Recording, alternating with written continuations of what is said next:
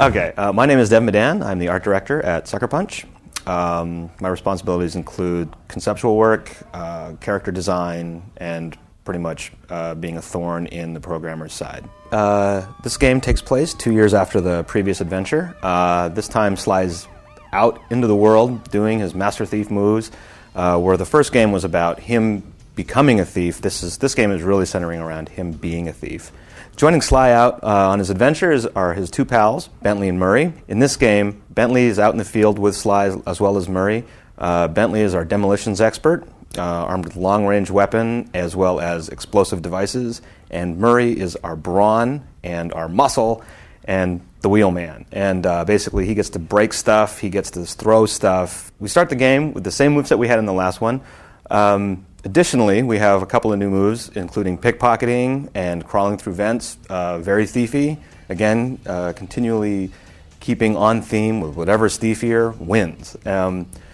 We also have an open environment in terms of Sly being able to run around the city to get where he needs to get to, multiple ways to get to wherever he needs to go, the street, the rooftops, using his environment.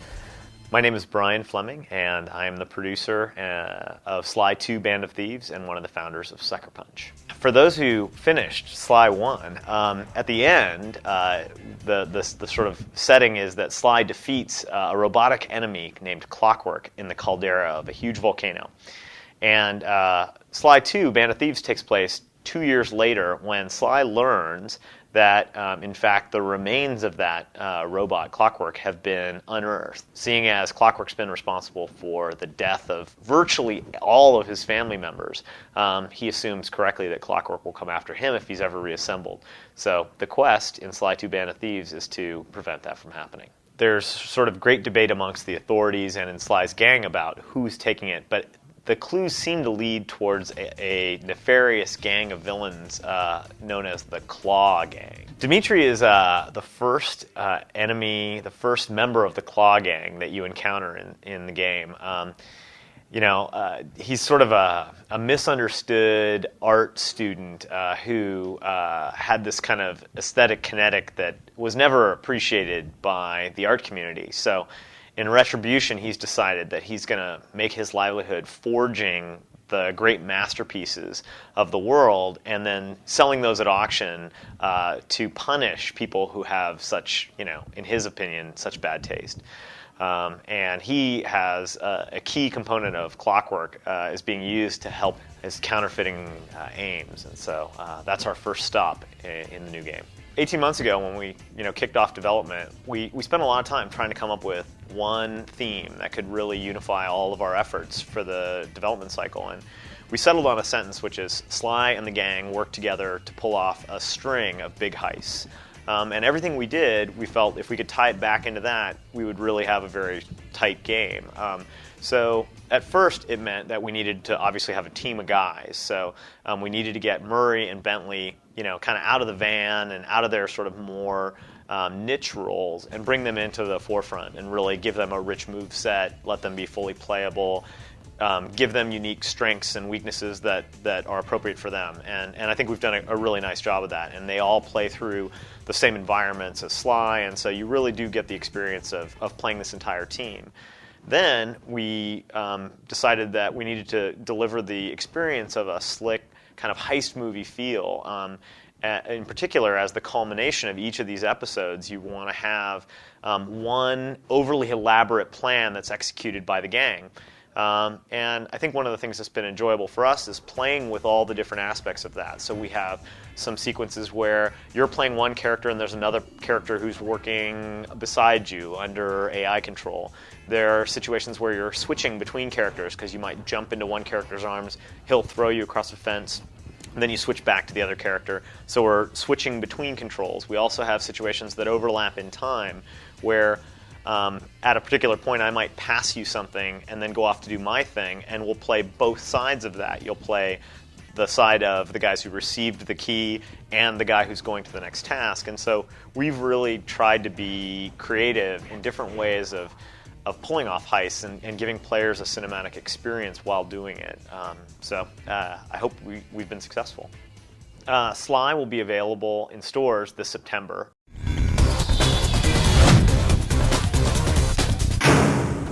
The concept for the second game, which emerged very early in the development, was Sly and the gang working together to pull off a string of big heists. And so there were a couple of core elements there. Obviously, that we knew that it was going to be a team-related game. So when in doubt, we would always err on the side of getting another character involved or doing something like that. And we had this dream of sort of giving you the sense that you were pulling off an Ocean's 11 style or an Italian Job style heist. And how could we build an experience for a player where they could get to that? The thing that's worked really well with this game was just how interwoven it was to the story in terms of helping motivate you through the levels and giving you things to do, and everything really kind of having a sense for purpose for being there.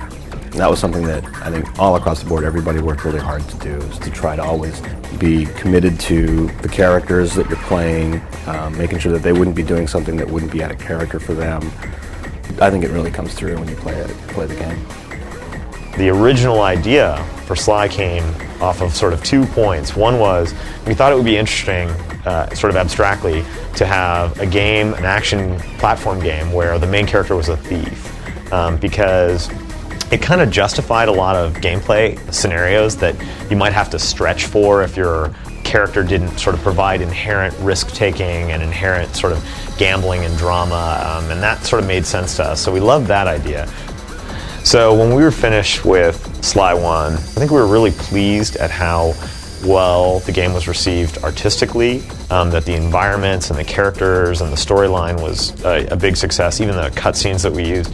So we really wanted to build off of that and really try and address some of the concerns in terms of the sophistication of the gameplay, and the level of diversity in the game. Instead of just kind of going down a course and getting to the end to get a key, we wanted a much more diverse set of tasks. And we also thought that we had these other two great characters, Murray and Bentley, and we really wanted to bring them to the forefront more and get them involved in putting them out in the field and getting them involved in the gameplay.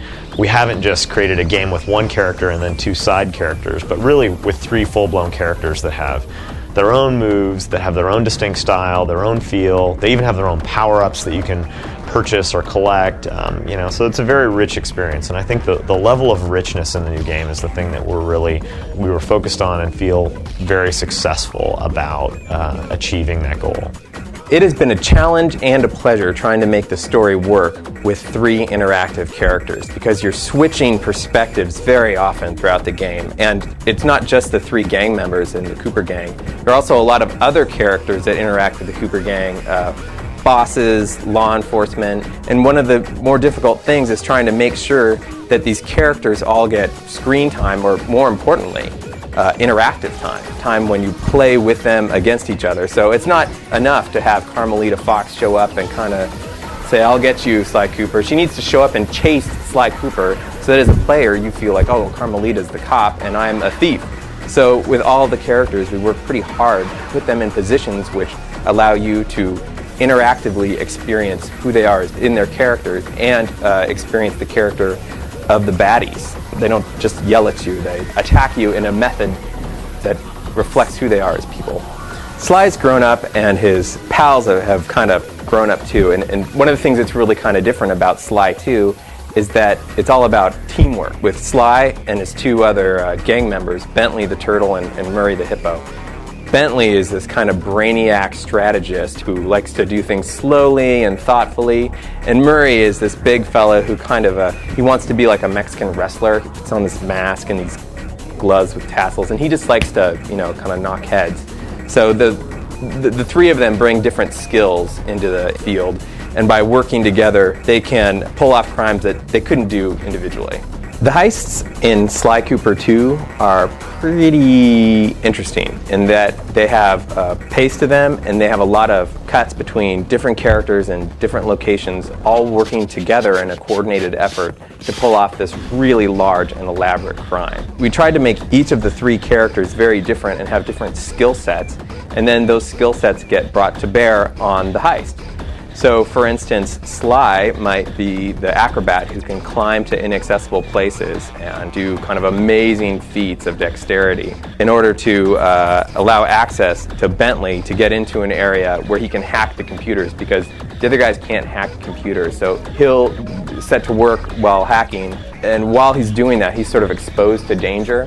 So then Murray, who's quite large and kind of the brawler, will defend Bentley from attack. So those guys couldn't have done that by themselves, but they work together. And as a player, you first play as Sly, and then you help Bentley get in the scene, and then you play as Bentley. And while you're playing as Bentley, Murray, then you get to shift to Murray.